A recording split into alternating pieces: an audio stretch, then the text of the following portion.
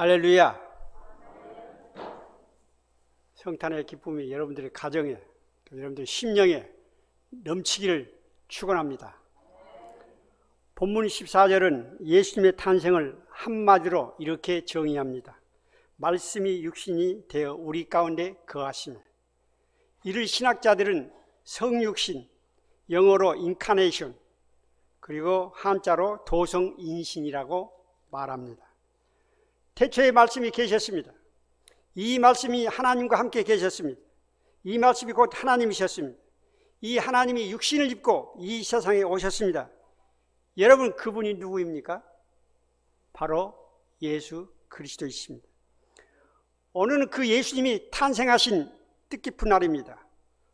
오늘 우리 다 같이 성탄절을 맞이하여 하나님이 성육신하신 사건은 어떤 특성을 갖는 것인가? 하나님이 성육신하신 이유는 무엇인가? 이를 살펴보면서 피차 은혜 받기를 원합니다. 먼저 하나님이 성육신하신 사건은 어떤 특성을 가지고 있는가? 성육신은 신비 중의 신비입니다. 이 우주 안에는 신비한 일이 참 많습니다. 그 많은 신비 중에 최고의 신비는 무엇인가? 바로 말씀으로 계신 하나님이 성육신하신 사건입니다.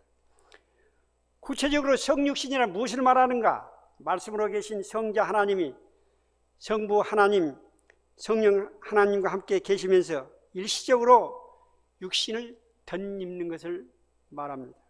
다시 말해서 성육신은 하나님의 본질과 인간의 본질이 예수라는 한 몸 안에서 하나가 되신 사건을 말합니다. 어떤 사람은 반문합니다. 그렇다면 성육신은 예수님이 그리스 신화에 나오는 헤라클레스처럼 반신 반인이 되는 것을 말하는 것이 아닌가? 아닙니다. 성육신은 비록 예수님이 인간의 몸을 입었지만 참 하나님, 참 인간이 되신 것을 말합니다. 이는 우리 인간의 머리로는 이해할 수가 없습니다. 그러므로 성육신은 신비 중에 신비인 것입니다. 또한 성육신은 기적 중에 기적입니다. 여러분, 기적이란 무엇입니까? 무에서 유를 창조하는 것입니다. 불가능을 가능케 하는 사건입니다. 성육신은 무엇이냐? 무한하신 하나님이 시공을 초월하여 유한한 인간이 되신 사건입니다. 무한과 유한은 함께 융합될 수가 없습니다. 이는 자연계 안에서는 찾아볼 수가 없는 불가능한 일입니다. 여러분, 하늘의 왕자 독수리가 조그만 개미로 태어난다고 가정해 봅시다. 과연 이것이 있을 수 있는 일입니까? 성육신은 이보다 수천 수억만 배 더 어렵고 지난한 일입니다. 성육신은 기적 중에 기적인 것입니다. 또한 성육신은 영광 중에 영광입니다. 예수님 본래 하나님의 영광의 광채시요 그 본체의 형상이십니다.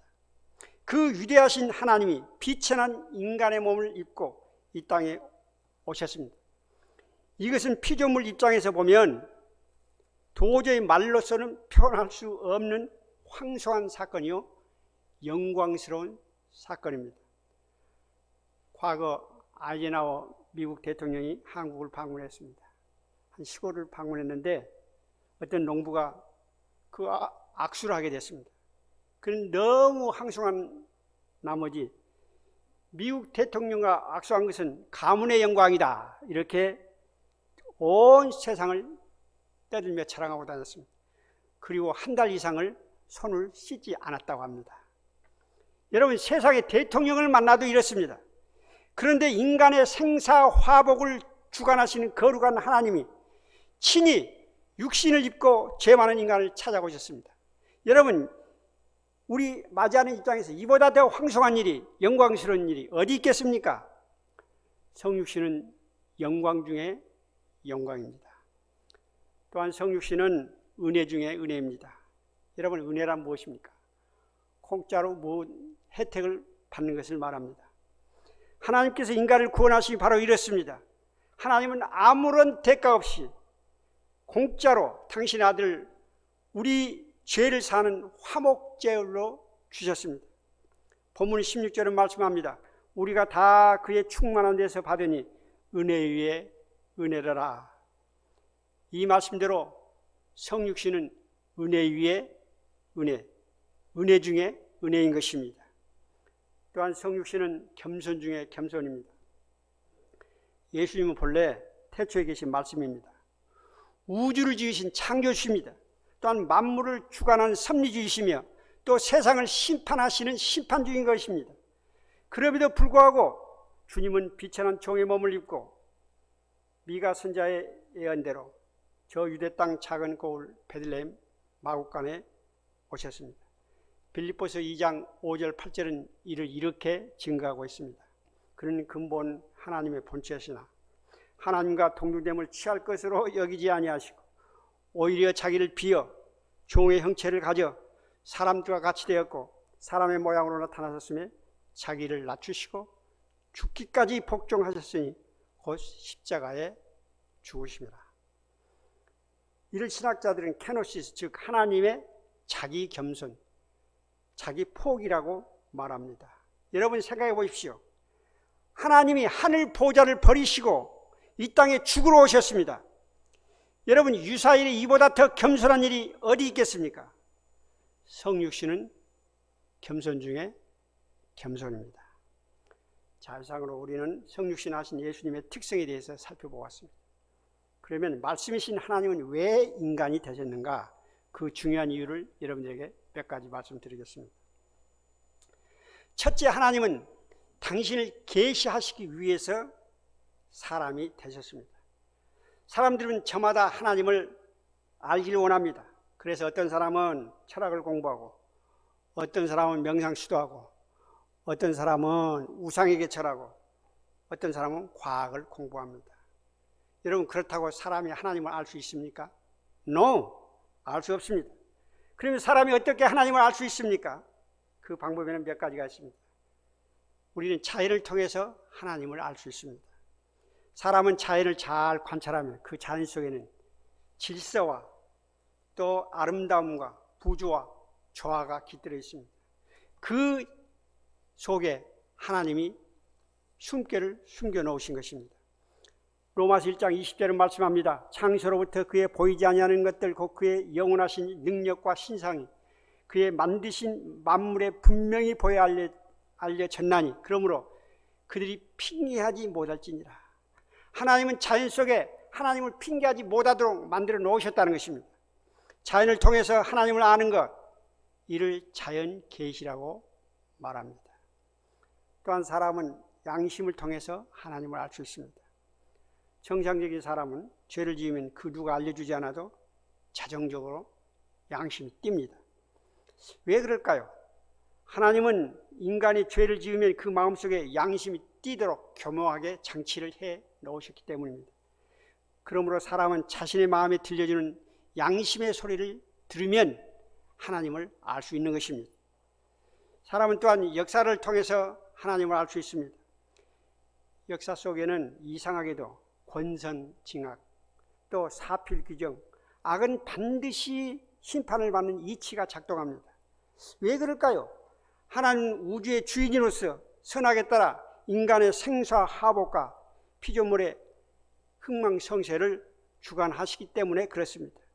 그러므로 사람은 역사를 잘 관찰하면 하나님이 계심을 알 수가 있습니다. 또한 성경을 통해서 우리는 하나님을 알 수 있습니다. 성경을 흔히 하나님의 말씀이라고 말합니다. 왜 하나님의 말씀일까요? 그것은 성경은 하나님께서 선택받은 사람들이 성령을 감동을 받아서 기록한 거룩한 책이기 때문에 그렇습니다. 그러므로 여러분들이 성경을 열심히 읽으면 하나님을 반드시 알 수가 있게 되는 것입니다. 그러나 이보다 더 확실한 하나님을 알 수 있는 방법이 있습니다. 그것이 무엇일까요?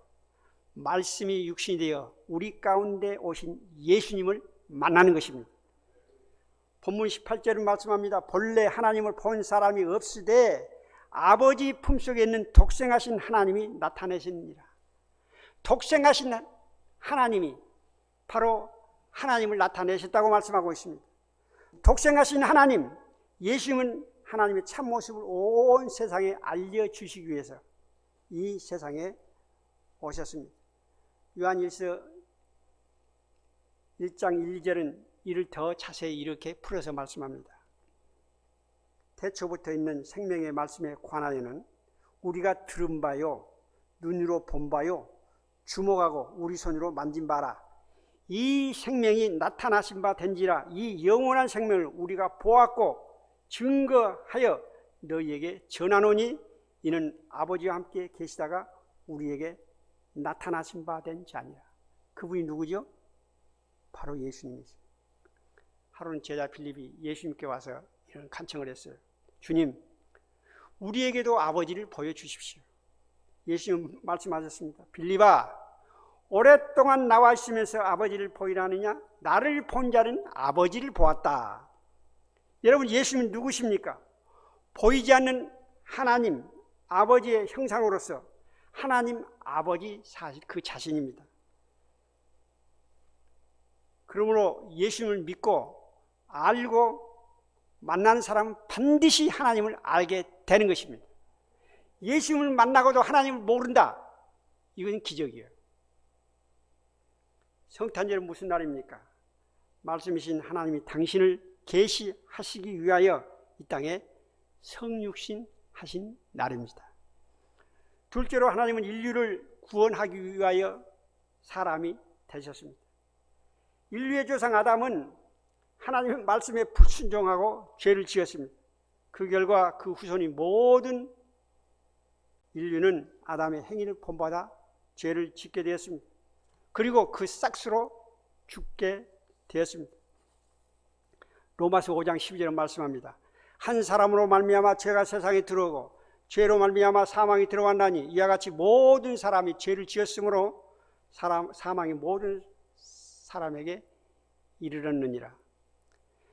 여러분, 사람은 죄를 짓고 죽으면 다 끝납니까? 아닙니다. 하나님의 심판이 있습니다. 그 후에는 또 죄의 경중에 따라 불목고 지옥에 들어가게 됩니다. 히브리서 9장 27절은 말씀합니다. 한번 죽는 것은 정한 이치요 그 후에는 심판이 있으리니. 계시록 20장 15절은 말씀합니다. 누구든지 생명책에 기록되지 못한 자는 불못에 던져지더라. 여러분, 말씀의 요지는 분명합니다. 사람은 누구나 태어나면 반드시 이 죄와 죽음과 사망과 지옥의 관문을 통과해야 된다는 것입니다. 누구든지 통과해야 됩니다. 여러분도 통과해야 되는 것입니다. 그러나 이보다 더 큰 문제가 있습니다.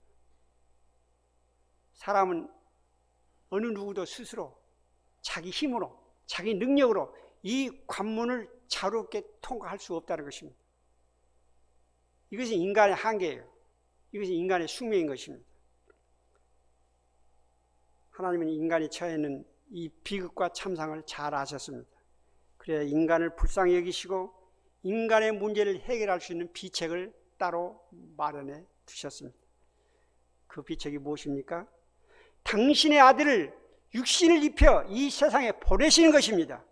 그래서 요한복음 3장 16절은 말씀합니다. 하나님이 세상을 이처럼 사랑하사 독생자를 주셨으니 저를 믿는 자마다 멸망치 않고 영생을 얻으려 하십니다. 예수님이 나실 때 천사는 요셉에게 말했습니다. 마태복음 1장 21절에 아들을 낳으리니 그 이름을 예수라 하라. 이는 그가 자기 백성을 저희 죄에서 구원할 자이심이라 합니다. 여러분, 예수라는 이름의 뜻이 무엇이죠? 구원입니다. 하나님은 구원이라는 이름 그대로 당신의 아들 예수 그리스도를 통하여 인간을 구원하는 일을 행하십니다. 예수님은 친히 말씀하셨어요. 누가복음 19장 10절에 인자에 온 것은 잃어버린 자를 구원하려 함이라. 요한복음 10장 10절에 내가 온 것은 양으로 생명을 얻게 하고 더 풍성히 얻게 하려 함이라. 예수님은 말로만 인간을 구원하실 것이 아닙니다. 구원을 행동으로 친히 보이셨습니다. 베드로전서 2장 24절에 말씀합니다. 친히 나무에 달려 그 몸으로 우리 죄를 담당하셨으니 이는 우리로 죄에 대하여 죽고 의에 대하여 살게 하려 하심이라. 그가 채찍에 맞음으로 너희를 나음을 입었나니. 예수님은 우리의 죄를 사하시기 위하여 친히 우리의 죄를 짊어지시고 우리 대신 십자가 위에 죽으셨습니다. 여러분 이걸 뭐라고 말하죠? 대속의 은혜라고 말합니다. 여러분 이 대속의 은혜를 믿습니까? 믿습니까? 확실해야 돼요. 믿으면 구원을 받습니다. 여러분들 이미 구원을 받았습니다. 할렐루야! 이보다 더 귀한 일이 어디 있으며 이보다 더 행복한 일이 어디 있겠습니까? 성탄절은 무슨 날입니까? 말씀이신 하나님이 인류를 구원하시기 위해서 이 땅에 성육신하신 날입니다. 셋째로 하나님은 마귀를 멸하기 위하여 사람이 되셨습니다. 사탄은 한때 하나님의 존전에서 하나님을 섬기던 케루빔, 곧 천사였습니다. 그는 하나님의 선택을 받아 하나님의 동산 화강석 가운데 거하게 되자 교만해졌습니다. 그래서 하나님을 질투한 나머지 마침내 불의가 드러나 하나님의 보좌를 넘보고 급기야 하늘의 천사들 3분의 1을 끌고 하나님께 반역했습니다. 결과 그는 심판을 받고 하늘에서 내쫓김을 당했습니다. 아담 이래로 온 인류는 불행한 삶을 살고 있습니다. 여러분 가장 큰 이유가 무엇입니까? 왜 사람들이 이렇게 불행하고 힘들고 어렵고 고통스럽습니까? 그 이유가 뭡니까? 뭐 여러 가지 이유가 있지만 성경에서 말씀하신 가장 중요한 이유는 간단한 거예요. 마귀가 사탄이 공중권세와 사망권세를 쥐고 인간 위에 왕노릇하고 있기 때문에 그렇습니다. 아시겠습니까? 다른 데서 원인을 찾을 필요 없어요. 마귀에서 원인을 찾으면 됩니다. 예수님은 사탄을 가리켜 말씀하셨습니다. 요한복음 8장 44절에 저는 처음부터 살인한 자요 진리가 그 속에 없으므로 진리에 서지 못하고 거짓을 말할 때마다 제 것으로 말하나니 이는 저가 거짓말쟁이요 거짓의 아비가 되었습니다. 사탄은 살인자요 거짓말쟁이입니다. 거짓의 아비입니다. 오늘도 여전히 마귀는 역사하고 있습니다. 사람들을 유혹하고 또 의심케 하고 절망케 하고 공포에 떨게 하고 불안하게 만들고 병들게 하고 죽여서 사람들을 지옥으로 끌고 가고 있습니다. 성경은 하나님이 성육신하신 또 다른 이유를 마귀와 관련하여 이렇게 말씀하고 있습니다. 요한일서 3장 8절에 죄를 짓는 자는 마귀에게 속하느니 마귀는 처음부터 범죄함이니라. 하나님의 아들이 나타나신 목적은 마귀의 일을 멸하려 하심이라. 또 히브리서 2장 14절은 말씀합니다. 자녀들은 혈육에 함께 속하였으며 그도 또한 한 모양으로 혈육에 함께 속하심은 사망으로 말미암아 사망의 세력을 잡은 마귀를 없이하려 하심이라. 여러분 하나님이 성육신하신 이유가 무엇입니까? 마귀의 일을 멸하고 마귀를 때려잡기 위해서 오셨다는 것입니다. 하나님은 아담이 범죄하자마자 바로 이 계획을 세우셨습니다. 그래서 창세기 3장 15절에 보면은 여자의 후손은 뱀의 머리를 상하게 하실 것이라 말씀합니다. 여기서 여자의 후손은 예수님을 말하고 뱀은 바로 마귀를 말하는 것입니다. 우리는 성경을 읽으면서 좀 이상한 점을 발견하게 됩니다. 구약에는 귀신 쫓는 이야기가 단 한 건도 없다는 것입니다. 그런데 이상하게 신약에 들어서면 귀신 쫓는 이야기가 엄청나게 많이 나옵니다. 왜 그럴까요? 그 이유는 성육신하신 하나님 예수님이야말로 마귀를 파멸시키러 오신 분이기 때문에 그렇습니다. 예수님 친히 귀신을 쫓으셨습니다. 뿐만 아니라 또한 제자들에게도 귀신을 쫓는 권세를 주셨습니다. 한 번은 제자들이 주의 이름으로 귀신을 쫓아내고 신이 나서 간증을 했습니다. 주의 이름으로 귀신을 쫓아냈더니 귀신들이 다 항복하다이되 예수님은 말씀하셨어요. 누가복음 10장 18절에 사탄이 하늘로부터 번개같이 떨어지는 것을 보았노라. 그 일 후에 예수님은 죽으시고 부활하셨습니다.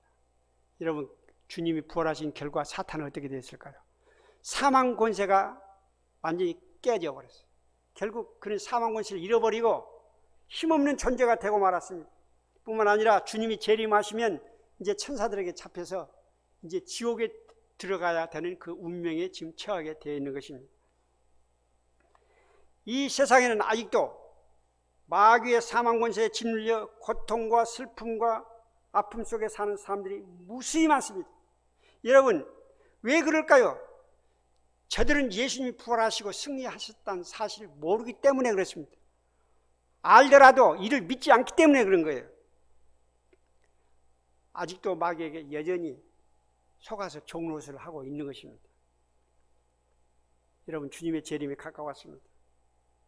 마귀는 때가 얼마 남지 않았음을 알고 우는 사자처럼 두루 삼킬 자를 찾는다고 성경은 말씀합니다.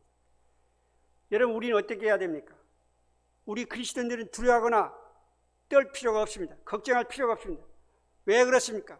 주님께서 마귀의 사망 권세를 깨뜨렸기 때문에 그렇습니다. 누가복음 10장 19절은 말씀합니다. 내가 너희에게 뱀과 청갈을 밟으며 원수의 모든 능력을 제할 권능을 주었으니 너희를 해할 자가 결단코 없으리라. 여러분, 주님의 대속의 은혜와 부활의 능력을 믿습니까? 그렇다면 여러분, 마귀를 두려워할 필요가 없어요. 오히려 마귀가 여러분들을 두려워합니다. 한 길로 왔다가 7길로 도망가게 되는 것입니다. 여러분, 성탄절은 어떤 날입니까? 바로 하나님이 마귀를 때려잡기 위해서 이 세상에 오신 날인 것입니다. 아멘. 넷째로 하나님은 우리에게 천국을 소개하기 위해서 사람이 되셨습니다. 인류의 조상 아담은 범죄한 이후 에덴 동산에서 쫓겨나 유리포항하는 불행한 신세가 되었습니다. 그 이후 모든 인류는 아담처럼 불행하게 되었고 에덴을 회복하는 것이 꿈이요 소망이 되었습니다. 성경은 그 에덴 동산이 천국의 그림자라고 말씀하고 있습니다. 예수님과 함께 십자가에 달린 한 강도는 죽기 전에 예수님에게 간청했습니다. 당신의 나라에 임하실 때 나를 기억하소서. 예수님은 말씀하셨습니다. 오늘 너와 내가 낙원에 있으리라. 여러분, 인간의 가장 큰 소망은 무엇입니까? 여러분들의 가장 큰 소망은 무엇입니까? 천국 가는 것이 아닙니까? 아멘? 뭐 이 지상에 천년만년 살 것입니까? 예수님은 당신의 공생의 3년 반 동안 수많은 설교를 하셨습니다. 그 설교의 가장 중요한 핵심은 뭐냐? 그 주제는 한마디로 하나님 나라입니다. 곧 천국입니다. 예수님은 백성들에게 천국에 대하여 여러모로 비유와 은유를 통해서 말씀하시고 가르치셨습니다. 천국은 어디에 있는가? 천국은 어떤 곳인가? 천국에 들어가려면 어떻게 해야 하는가? 천국 시민은 어떤 도덕적 수준을 가지고 살아야 하는가? 천국은 언제 도래하는가? 우리는 천국을 어떻게 준비해야 할 것인가? 이런 말씀들이 성경에 누누이 기록되어 있습니다. 그 바로 예수님의 설교 가운데 나타나 있는 것입니다. 예수님은 우리에게 천국을 소개하여 주셨을 뿐만 아니라 장차 우리를 천국으로 인도하시겠다고 약속하셨습니다. 요한복음 14장 1절 3절에 너희는 마음에 근심하지 말라. 하나님을 믿으니 또 나를 믿으라. 내 아버지 집에 거할 곳이 많도다. 가서 너희를 위하여 처소를 예비하면 내가 다시 와서 너희를 내게로 영접하여 나 있는 곳에 너희도 있게 하리라. 성도 여러분, 여러분은 천국에 대한 예수님의 약속을 믿습니까? 천국을 준비하고 있습니까? 천국을 소망하고 있습니까? 여러분, 성탄절은 무슨 날입니까? 바로 예수님이 육신을 입고 이 땅에 오셔서 세상 사람들에게 천국을 소개하기 위해서 오신 날입니다. 아멘. 마지막으로 하나님은 참된 삶의 본을 보여주시기 위해서 사람이 되셨습니다. 여러분, 사람들이 사는 모습은 가장 각색입니다. 그러나 크게 두 가지로 구분할 수 있어요. 참된 삶을 사느냐, 그릇된 삶을 사느냐 하는 것입니다. 첫째 아담은 영적으로 실패했어요. 그래서 그릇된 삶을 살았습니다. 그리고 그 후손인 우리 인류는 거의 그릇된 삶을 살고 있습니다. 그러나 둘째 아담인 예수님은 영적 싸움에 승리하여 참된 삶을 사셨습니다. 자, 그러면 예수님은 어떤 삶을 사셨는가? 세 가지만 말씀드리겠습니다. 예수님은 하나님 말씀에 순종하는 삶을 사셨습니다. 예수님은 하나님의 본체이십니다. 그러나 이 땅에 오셔서 종의 형체를 입고 십자가에 죽기까지 순종하셨습니다. 히브리서 5장 8절은 말씀합니다. 그가 아들이시라도 받으신 고난으로 순종함을 배웠으니. 예수님은 아들이에요. 하나님의 아들이에요. 그런데 순종함을 배웠다고 말씀했습니다. 그러면 여러분들이 얼마나 많은 순종함을 배워야 되겠습니까? 우리는 흔히 아브라함을 믿음의 조상이라고 말합니다. 그는 어떻게 믿음의 조상이 되었습니까? 믿음만 가지고 조상이 되었습니까? 아닙니다. 내 본토 친척 아비집을 떠나가라 했을 때 떠나갔어요. 순종했습니다. 믿음과 더불어 순종함으로 그는 믿음의 조상이 된 것입니다. 여러분, 믿음과 순종은 동전의 양면과 같습니다. 믿음은 순종과 함께 일하고 순종은 믿음을 온전케 하는 것입니다. 그러므로 믿음이 없이는 순종이 없고 순종이 없이는 믿음도 없습니다. 순종은 제사보다 낫다고 말씀합니다. 예수님은 그 순종의 본을 보이셨습니다. 또한 예수님은 섬기는 삶을 사셨습니다. 예수님은 친히 말씀하셨어요. 마가복음 10장 45절에 인자는 섬김을 받으러 온 것이 아니요 섬기려 하고 자기 몸을 대속 물려 주려 함이니라. 예수님은 하나님의 아들이시라고 말씀했습니다. 그럼에도 불구하고 이 세상의 가장 낮은 자리에 내려오셔서 사람들을 겸손히 섬기셨습니다. 모든 자를 용납하시되 특별히 세상에서 버려진 사람들, 천대받고 멸시받은 사람들, 병든 자들, 가난한 자들, 억압을 받는 자들, 죄인들, 창기들, 고아, 과부들, 이런 사람들을 지극정성으로 섬기셨습니다. 또한 예수님은 사랑의 삶을 사셨습니다. 예수님은 제자들에게 말씀하셨어요. 요한복음 14장 34절에 새 계명을 너희에게 주노니 서로 사랑하라. 내가 너희를 사랑한 것 같이 너희도 서로 사랑하라. 예수님은 말로만 사랑하신 것이 아니에요. 그분은 몸으로 친히 사랑의 본을 보이셨습니다. 남녀노소, 빈부, 귀천 할 것 없이 모든 사람을 사랑하셨습니다. 심지어 자기를 십자가에 못 박은 사람들도 용서하시고 사랑하셨습니다. 마침내는 인류를 구원하기 위해서 자기 목숨을 대속물로 주기까지 우리를 사랑하셨습니다. 여러분, 예수님의 이런 삶에 비하여 우리의 지금 삶의 현주소는 어떻습니까? 지금 여러분들은 지금 어떻게 살고 있습니까? 바른 삶을 살고 있습니까? 그릇된 삶을 살고 있습니까? 섬기는 삶을 살고 있습니까? 사랑의 삶을 살고 있습니까? 순종하는 삶을 살고 있습니까? 하나님은 오늘 우리 모두가 당신의 아들 예수처럼 순종하는 삶, 섬기는 삶, 사랑하는 삶을 살기를 원하십니다. 원하십니다. 자, 그렇다면 우리는 어떻게 이런 참된 삶을 살아갈 수 있을까요? 천사는 요셉에게 말했습니다. 마태복음 1장 23절에 보라, 처녀가 잉태하여 아들을 낳을 것이요 그 이름은 임마누엘이라 하리라. 이를 번역한 즉 하나님이 우리와 함께 하시다 함이라. 함께 계시다 함이라. 여러분, 우리가 예수님처럼 사는 비결은 간단합니다. 임마누엘 하나님, 우리와 함께 하신 하나님과 같이 동행하고 그분을 믿고 의지하고 살면 되는 거예요. 예수님과 함께, 성령님과 함께 그분을 의지하고 그분과 함께 동행하면 우리는 바로 예수님의 삶을 살 수 있다는 것입니다. 성탄절은 무슨 날입니까? 말씀으로 계신 하나님이 사람들에게 참된 삶의 본을 보여주시기 위해서 이 땅에 성육신하신 날입니다. 자, 오늘 한 예화만 하고 마치겠습니다. 우리가 잘 아는 예화입니다. 그러나 이것이 성탄의 의미를 잘 나타내기 때문에 여러분들에게 다시 해드리겠습니다. 제1차 대전 때 있었던 이야기입니다.